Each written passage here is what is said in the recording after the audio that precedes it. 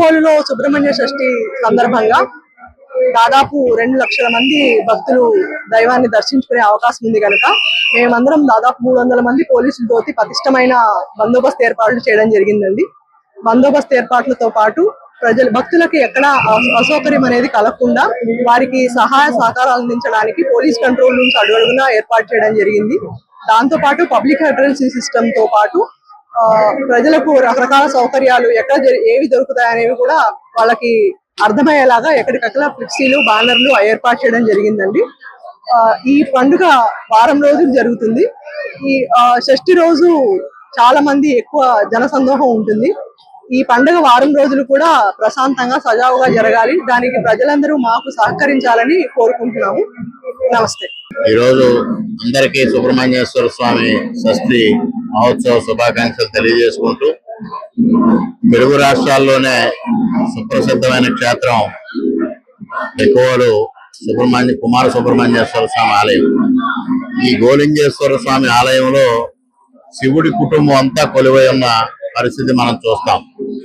ముఖ్యంగా వినాయకుడితో మొదలు పెట్టుకుని వీరభద్రుడు, శివుడు, పార్వతి, అదేవిధంగా సుబ్రహ్మణ్యేశ్వరుడు ఈ విధంగా కొలువైన క్షేత్రం ఏకైక క్షేత్రం ఇది.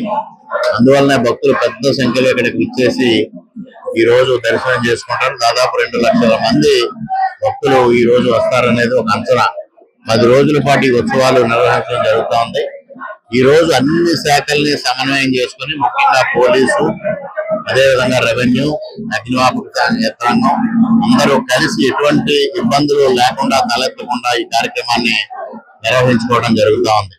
ముఖ్యంగా ఉత్సవ కమిటీ అధ్యక్షులు పల్లి శ్రీనివాసరెడ్డి గారు, అదేవిధంగా చౌదరి గారు, మిగిలిన కార్యవర్గం అంతా కలిసి గత నెల రోజులుగా విశేషమైన శ్రమ కోర్చి ఈ కార్యక్రమాన్ని విజయవంతం చేయడానికి ప్రయత్నం చేయడం జరుగుతూ ఉంది. తప్పనిసరిగా విజయవంతం చేస్తాం. ఇటీవల కాలంలో జరిగిన అనేక అవాంఛనీయ సంఘటనలు, ఆలయాల్లో జరిగిన అవాంఛనీయ సంఘటనలు దృష్టిలో ఉంచుకొని ఇవాళ పోలీసు యంత్రాంగం కూడా పెద్ద ఎత్తున బందోబస్తు ఏర్పాట్లు చేశారు. ముఖ్యంగా 350 మంది సిబ్బందితో ఈ రోజు ఇక్కడ బందోబస్తు ఏర్పాట్లు చేశారు. అదేవిధంగా గతానికి భిన్నంగా ఈ రోజు కొద్ది క్యూ లైన్లు సిస్టమ్ కూడా మార్చి భక్తులకు ఎటువంటి అసౌకర్యం లేకుండా ఎక్కువ మంది భక్తులు దర్శనం చేసుకునే విధంగా ఏర్పాట్లు చేయడం జరిగింది. ముఖ్యంగా ఈ ఆలయాన్ని కేంద్ర పర్యాటక శాఖ ద్వారా కూడా అభివృద్ధి చేయాలనే తలంపుతో ముందుకు పెడతా ఉన్నాం. ఇది 1100 సంవత్సరాల క్రితం తూర్పు చాళుక్యుల కాలంలో నిర్మాణం చేసిన ఆలయం. ముఖ్యంగా ఈ బెకోలు గ్రామంలో 108 శివాలయాలు ఆ రోజు తూర్పు చాళుక్యులు నిర్మాణం చేశారనేది చరిత్ర ద్వారా మనకు తెలుస్తా ఉంది. కానీ ఈ రోజు 4 శివాలయాలు మాత్రమే మిగిలినాయి. ఆ 4 కూడా ఈ ఆలయ ప్రాంగణంలోనే ఉన్నాయి. అటువంటిది ఈ ఆలయాన్ని అభివృద్ధి చేయాలి. అదేవిధంగా లక్ష్మీ గణపతి ఆలయాన్ని అభివృద్ధి చేయాలి. గొల్లల మావిడాల్లోని సూర్యనారాయణమూర్తి ఆలయాన్ని అభివృద్ధి చేయాలి. ఈ 3 టెంపుల్స్ ని ఒక టెంపుల్ సర్క్యూట్ కింద తీసుకొని దాదాపు 92 కోట్లతో అభివృద్ధి చేయడం కోసం ప్రతిపాదన సిద్ధం చేసి కేంద్ర ప్రభుత్వానికి పంపించడం కూడా జరిగింది. కేంద్ర పర్యాటక శాఖ మంత్రి శ్రీ గజేంద్ర సింగ్ షెకావత్ గారిని నేను, పురంధరేశ్వరి గారు కలిసి కలవడం, వారు సానుకూలంగా స్పందించడం కూడా జరిగింది. తప్పనిసరిగా నిధులు సాధించి ఈ ఆలయాన్ని, అదేవిధంగా మిగిలిన 2 ఆలయాల్ని కూడా పూర్తి స్థాయిలో అభివృద్ధి చేసి ఇక్కడ ఎమ్యూనిటీస్ ప్రొవైడ్ చేసి భక్తులకి మరింత సౌకర్యవంతంగా ఈ ఆలయాలు ఉండే విధంగా చర్యలు తీసుకోవడం జరుగుతుంది అనేది ఈ సందర్భంగా తెలియజేసుకుంటూ ఉన్నా.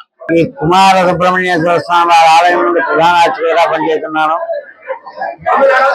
ఈ దేవాలయం మనకి సుమారుగా 8-9 శతాబ్దం మధ్యలో అది తూర్పు చాళుక్యుల కాలం నాటిది. ఈ రోజున మార్గశిర మాసం, అందులో కుమార సుబ్రహ్మణ్యేశ్వర స్వామి వారి షష్ఠి మహోత్సవాలు ప్రారంభమయ్యాయి. ఈ రోజున తెల్లవారుజాము నుంచి భక్తులు వివిధ రాష్ట్రాలు, వివిధ గ్రామాల నుంచి కూడా వచ్చి వేల సంఖ్యలో స్వామివారిని దర్శించి తరిస్తున్నారు.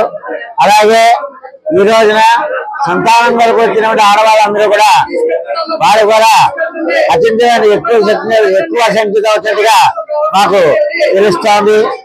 అందుకే వారు కూడా ఈ నాగుల చీర అనేది ధరించి వారి వారి అభిష్టాలు సంకల్పించుకుని స్వామివారికి నమస్కరించి వెళుతున్నారు.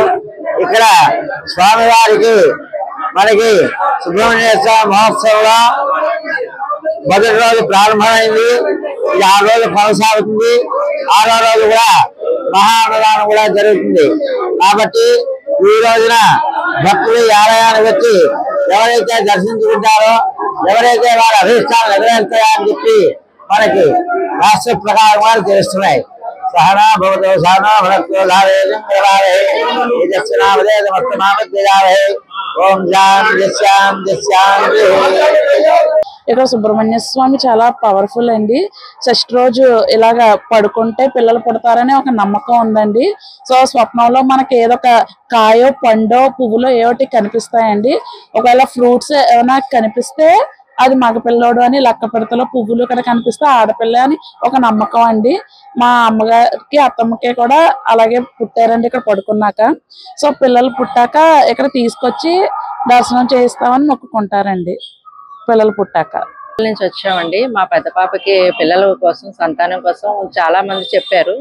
ఇక్కడ సుబ్రహ్మణ్య స్వామి వారి దగ్గరకు వచ్చి దర్శనం చేసుకుని పొట్ట మీద చీర పెట్టి, సో అక్కడ అయ్యవారిని దర్శనం చేసుకుని అరటిపళ్ళు పట్టుకొని చీర కట్టుకొని పడుకుంటే స్వప్నంలో స్వామివారి దర్శనం ఇచ్చి మనకు కోరికలు నెరవేరుతాయని అందరూ చెప్పడం వల్ల వచ్చామండి. మాకు కూడా కోరిక కలగాలని మేము భగవంతుని ప్రార్థించుకుంటున్నాము.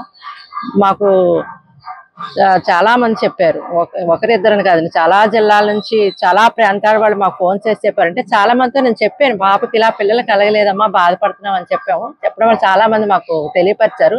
అందరూ ప్రత్యేకంగా ఈ షష్ఠి రోజున మా పాపని తీసుకొని, మా అల్లుడి గారిని తీసుకొని ఇక్కడికి వచ్చాము. పాపని దర్శనం తీసుకొచ్చి ఇక్కడ పడుకోబెట్టాము. ఆ చీర కట్టి ఆ అరటిపళ్ళు అవి చేతిలో పెట్టి పడుకోబెట్టి స్వప్నంలో స్వామివారు కనిపించి మా కోరికలు నెరవేరుస్తారని మేము కూడా అనుకుంటున్నామండి. మేము రాంపేట మండలం నుంచి వచ్చాము. ఇక్కడ సుబ్రహ్మణ్య స్వామికి ఇవాళ ఎంతమైన ఇష్టమైన రోజు. ఇక్కడ సంతానం లేని వారికి ఇక్కడ పుట్టు ఉంటుంది. అక్కడ చీర తెచ్చుకొని అక్కడ ఇస్తే పుట్టు మీద వేసి మనకి ఇస్తారు. ఆ చీర కట్టుకొని గుడి వెనకాల పడుకుంటే మనకి కళ వస్తుంది. ఆ కళలో భగవంతుడు కనబడి నీకు సంతానం ఇస్తానని నమ్మకం ఇస్తాడు. ఆ నమ్మకాన్ని మనం నిలబెట్టుకున్న రోజు ఆ బిడ్డను తీసుకొచ్చి గుళ్ళో తీసుకొచ్చి దర్శనం ఇప్పిస్తే ఎంతో మంచి జరుగుతుంది ఆ బిడ్డకి. అలా అందరూ రావాలని కోరుకుంటున్నాను. ప్రతి ఒక్కరూ నమ్మకం ఉంచి గుడికి వస్తే బాగుంటుందని, మీ జీవితాలు కూడా మారుతాయి, మార్పు వస్తుందని ఆశపడుతున్నాను. అందరూ రావాలని కోరుకుంటున్నాను. చరిత్ర సృష్టించినోడు ఇప్పుడు ఆ చరిత్రని తిరగరాయబోతున్నాడు. అబద్ధాల గోడల్ని బద్దలు కొట్టి నిజాలను రాగా మీ ముందుంచబోతున్నాడు. నిజమైన వార్తల కోసం వెంటనే డౌన్లోడ్ చేసుకోండి రా యాప్ని.